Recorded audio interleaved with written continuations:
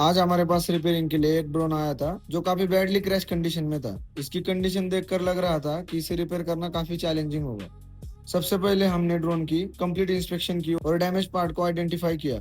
उसके बाद हमने ड्रोन को केयरफुली ओपन किया और सभी फॉल्टी पार्ट्स को हमने रिप्लेस किया। रिपेयर प्रोसेस कंप्लीट होने के बाद हमने ड्रोन को रेडी किया। आप देख सकते हो अभी ड्रोन में कुछ प्रॉब्लम नहीं है। अब टाइम है टेस्ट फ्लाइट का।